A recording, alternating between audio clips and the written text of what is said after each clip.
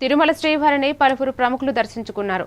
శనివారం ఉదయం వీఐపీ విరామ సమయంలో AP high court judge Srinivas Reddy, AP high court judge Hariharanath Sharma, మాజీ మంత్రి నారాయణ స్వామి, మంత్రి పయ్యావుల కేశవులు వేరువేరుగా కుటుంబ సభ్యులతో కలిసి స్వామివారి సేవలో పాల్గొని మొక్కులు చెల్లించుకున్నారు.